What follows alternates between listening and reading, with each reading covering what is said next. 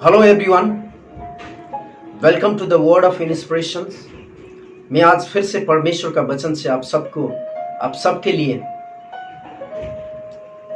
एक इनकरेजमेंट लेके आया हूं। यदि हम लोग निर्गमन की किताब उसका 14 अध्याय का 13 और 14 पद पढ़ेंगे तो वहां इस तरह परमेश्वर का वचन में लिखा गया है।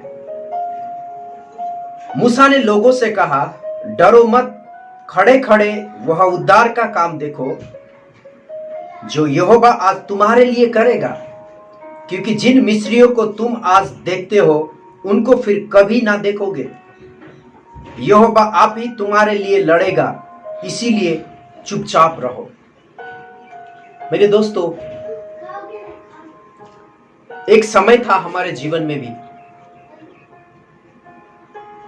जब हम लोग ने सब कुछ छोड़ के हमारा स्कूल, हमारी सेवकाई, बिहार छोड़ के हम जाने वाले थे, क्योंकि हमारा फाइनेंशियल क्राइसिस हमें वो लाल समुद्र के तरह लगने लगा था, जिसको हम कभी खुद ही पार करके आगे नहीं जा सकते थे। हम लोग ने 2010 से प्रभु का सेवकाई बिहार में शुरू किया विथ फेथफुल्ली। जब प्रभु का सेवकाई फेथफुल्ली आप करते हो तो बहुत सारे चीजों का सामना हमें करना ही पड़ता है। हमने भी वो सामना किया। 2016 में प्रभु ने हमें एक छोटा सा जमीन दिया। उसके बाद 2017 में जब हम उस जमीन में एक छोटा सा ट्यूशन सेंटर खोलने वाले थे, अगल बगल के लोग आके बोला कि ये गांव में स्कूल नहीं है, आप छोटा सा स्कूल खोल देते तो हमारे बच्चे लोग के लिए पढ़ने के लिए आसान होता। तो हमने भी सोचा एक छोटा सा स्कूल खोलने में क्या दिक्कत है, जहां 40-50 बच्चे पढ़ सकते हैं। लेकिन वो छोटा सा स्कूल जो 10 बच्चे से हमने शुरू किया था, 6 महीना के अंदर 150 बच्चे हो गया। जब 150 बच्चे हो गया, हमारे पास संसाधन की बहुत कमी हो गई। हमें एक्स्ट्रा क्लासरूम चाहिए, हमारे पास जमीन भी नहीं था, कुछ भी नहीं था। तो हमने सोचा कि ये प्रभु की इच्छा है, प्रभु अपना जुगाड़ करेगा बोल के हमने कुछ पैसे उधार लेके जमीन खरीदे। उसके बाद छोटा सा बेम्बू का क्लासरूम बनाए, बांस को काट के बांस का छोटा सा एक झोपड़ी बनाए जहां बच्चे लोग पढ़ सके। सोचे बच्चे लोग फिर से बढ़ेगा तो इनकम अच्छा होगा, तो हम लोग धीरे धीरे तिरेंगे। लेकिन फिर 1 साल बाद वो 150 बच्चा 200 हो गया। लेकिन हमारा एक्सपेक्टेशन जो था वो हमारा एक्सपेक्टेशन फेल हो गया। हम लोग स्कूल से कुछ इनकम होके हम चाह रहे थे कि धीरे धीरे कर्जा को चुकाएंगे, लेकिन स्कूल से कुछ इनकम होने नहीं लगा। तो मेरा जो छोटा सा समस्या था वो लाल समुद्र की तरह बड़ा हो गया, जिसको तैरने के लिए मुझ में उतना ताकत नहीं थी, ना कभी मैंने आर्ट किया। तो मेरे पास एक ही ऑप्शन था, क्योंकि मैं फेथफुली प्रभु का सेवा कर रहा था। मैंने कहा, प्रभु अब मैं आपका सेवा नहीं कर सकता हूं। मैं कर्ज में होके, मुसीबत में होके मैं आपकी सेवा करना नहीं चाहता। तो मैंने सोचा स्कूल बिक्री कर दूं, जमीन बिक्री कर दूं, मिनिस्ट्री को छोड़ दूं और हैदराबाद जाने के लिए मैं डिसाइड किया था। मैं बहुत कोशिश किया इधर उधर से सहायता ढूंढने के लिए, लेकिन हम लोग अकेले थे। हमारे सेवा के लिए प्रार्थना करने वाला लोग भी नहीं था, अकेले महसूस कर रहे थे। तो हमने सोचा सबसे बेटर आइडिया ये है कि अब सब चीज यहीं छोड़ के अपने जवानी को क्यों व्यर्थ का चीजों में बर्बाद करें। मेरा परिवार था, मैं सोचा अपने परिवार को ले जाके एक अच्छा जिंदगी हम देंगे, हमारे बच्चे को अच्छा जिंदगी देंगे। मैं 9 तारीख मैंने सब कुछ बिक्री करके जाने के लिए सोचा था। लेकिन 2-3 दिन पहले मैंने प्रभु से दुआ किया, प्रभु तेरे पास केवल 3 दिन है, अगर तू कुछ करना चाहता है तो अभी भी समय है। लेकिन बाद में हमें मत कहना कि तुमने सेवकाई छोड़ के भाग गया, क्योंकि ये मेरी मजबूरी है। मेरे दोस्तों, आप विश्वास नहीं करोगे। जस्ट एक दिन पहले प्रभु ने ऐसा अद्भुत किया कि हमें सेवकाई स्कूल छोड़ के जाने की नौबत नहीं आई। मुसीबत हमें छोड़ के चले गई। जो लाल समुद्र हमारे लिए, जो हमारा समझ से हमारे लिए लाल समुद्र लगता था, वो हमें छोड़ के चली गई। जिसके बदौलत आज मैं आपके सामने प्रभु का उद्धार का कार्य बताने के लिए आया हूं। मेरे दोस्तों, इसी तरह जब इजरायली लोग ने मिस्र का देश छोड़ दिया, जब वो लोग कनान देश के लिए निकल पड़े थे, हो सकता है 1 या 2 दिन के बाद वो लोग जब लाल समुद्र के पास पहुंचे, किसी ने पीछे देख के मुड़ा और पीछे से मिस्री का सेना उन्हें मारने के लिए आ रहे थे। आगे लाल समुद्र, पीछे मिस्री का सेना, जाए तो जाए कहां। तो वो लोग मूसा के पास आके चिल्लाने लगे, झगड़ा करने के लगे, उसको बोलने लगे, तूने क्यों हमें मिस्र से निकाल के लाया? हमें हमारी हालत में छोड़ देता, वही बेटर था।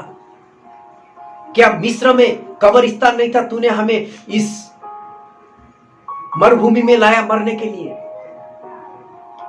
वो लोग हताश थे, परेशान थे, तकलीफ में थे। उसी समय में मूसा ने इजराइल के लोगों को यह कहा,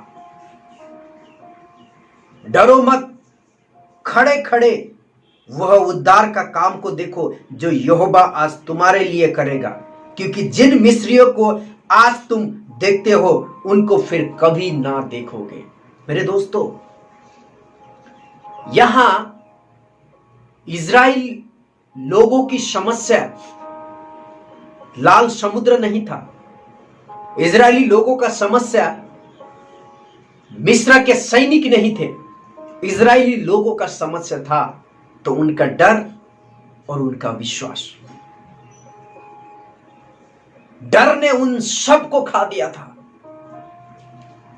जो लोग, जिन्होंने परमेश्वर को अद्भुत कार्य करते मिस्र में देखा था, जिन लोगों के सामने परमेश्वर ने मिस्रियों के सामने अपने अद्भुत दिखाया था, उस परमेश्वर को भूल गए। वो लोग उस परमेश्वर का महान कार्य को भूल गए। लेकिन मूसा उन लोगों को समझाने लगा था कि मत डरो, कोई भी समस्या परमेश्वर से बड़ा नहीं होता है। जो लड़ाई है ये हमारा लड़ाई नहीं है, ये परमेश्वर का लड़ाई है। लेकिन लोगों को ये बातें समझ नहीं आ रही थी। तब तक लोगों को ये बातें समझ नहीं आई जब तक परमेश्वर ने उन्हें लाल समुद्र होके पार ना करवाया। जब तक वो लोग ने अपने आंखों के मिस्र को लाल समुद्र में बह के मरते ना देखा। मेरे दोस्तों, आज हमारे जीवन में भी ऐसा ही होता है। हमारे जीवन में भी समस्या हमारे लिए लाल समुद्र के तरह हो जाता है। हमारे शत्रु हमारे लिए मिस्र के सेना जैसे दिखाई देती है। हम ना तो हमारे समस्या को पार कर सकते हैं, ना तो पीछे मुड़ के जा सकते हैं। जैसे मेरे जीवन में, हमारे जीवन में हुआ था। हम सेवकाई ना छोड़ सकते थे, ना स्कूल बंद कर सकते थे, ना तो हम उसे कंटिन्यू कर सकते थे। मेरे दोस्तों, हो सकता है आज भी आपके जीवन में इसी तरह का समस्या हो। ना आप आगे जा सकते हो, ना तो पीछे मुड़ सकते हो। यदि आपके पास इसी तरह का समस्या से आप लोग जूझ रहे हैं, तो परमेश्वर का वचन ये आपके लिए है। मत डरो, खड़े खड़े यहोवा के उद्धार का कार्य को देखो। जो समस्या तुम आज देख रहे हो, वो समस्या तुम कभी ना देखोगे। इजरायली के जीवन में यही हुआ और परमेश्वर ने उन्हें लाल समुद्र होके उन्हें पार कर किया। मेरे दोस्तों, हमारे जीवन में भी समस्या तो हम सबके जीवन में आती है। एक बात याद रखना है, कोई भी समस्या हमारे परमेश्वर से बड़ा नहीं है। बहुत सारे समय में हम लोग जब समस्या आता है प्रभु में भरोसा खो देते हैं, प्रभु का उद्धार का कार्य भूल जाते हैं, प्रभु महान परमेश्वर है इसको भूल जाते हैं।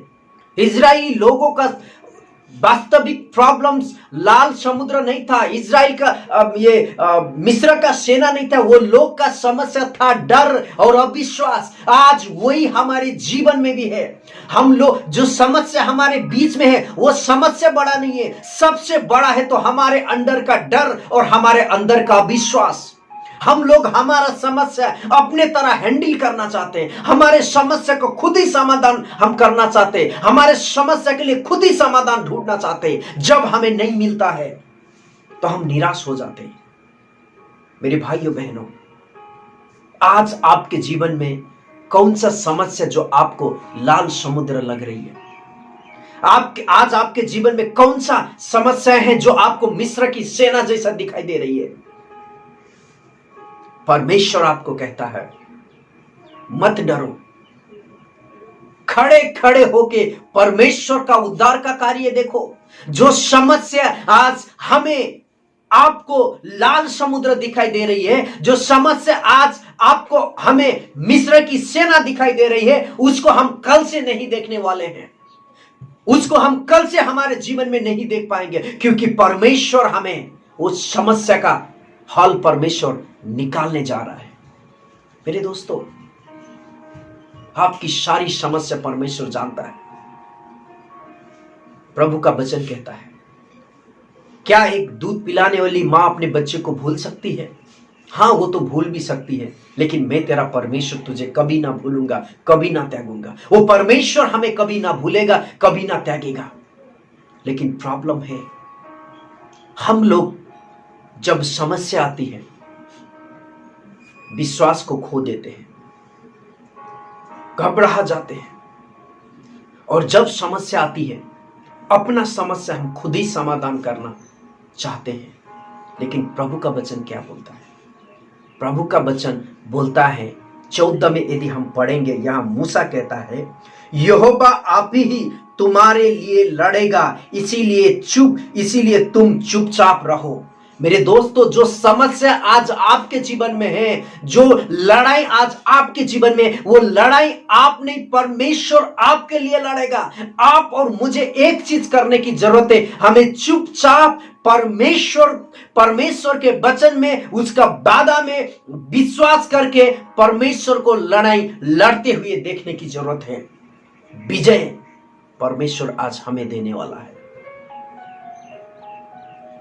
आपकी जितने भी समस्या है परमेश्वर को लड़ने दो।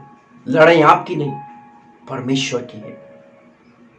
बस उसके दिए हुए वादा में विश्वास करो और परमेश्वर आपकी लड़ाई को लड़ेगा और आपको परमेश्वर विजय देगा। परमेश्वर आप सबको इस वचन से आशीष दे। धन्यवाद।